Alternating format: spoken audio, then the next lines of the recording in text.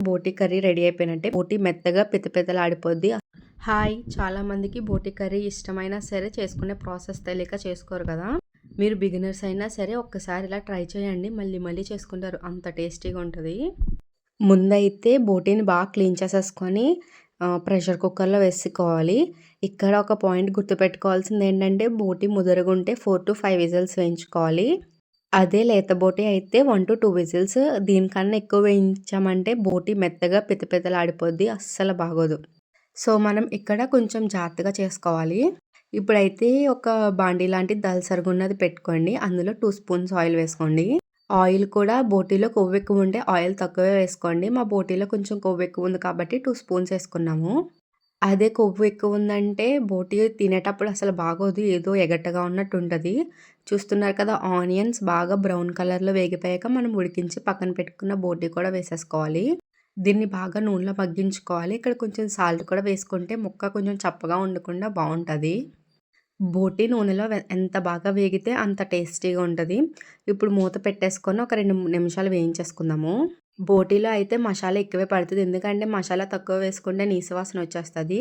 2 spoons అల్లం వెల్లుల్లి paste and 2 spoons కారం వేసుకుంటున్నాం మేమైతే.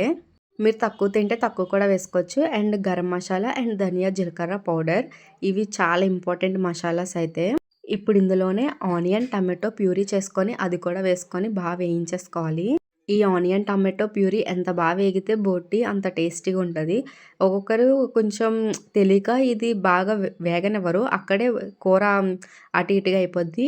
ఇది మనం బాగా వేయించుకుంటే ఇంక అసలు కర్రీ అయితే చాలా టేస్టీగా ఉంటది. దీన్ని మూత పెట్టుకొని ఒక 10-15 మినిట్స్ వేయించుకోవాలి మధ్య మధ్యలో. అండ్ చింతపండు అయితే ప్యారలల్‌గా నానబెట్టేసుకుందాము. ఒక 30-40 గ్రామ్స్. మీరు తక్కువ తింటాము అంటే కొంచెం తక్కువ కూడా నానబెట్టుకోవచ్చు. చూస్తున్నారు కదా, ఆయిల్ అంతా పైకొచ్చేసింది గదా! ఇప్పుడు మనం చింతపండు గుజ్జంతా తీసుకొని అది వేసేసుకుందాము ఇప్పుడు. చింతపండు కూడా మీకు మీ పులుపుకి తగ్గట్టుగా వేసుకోవచ్చు.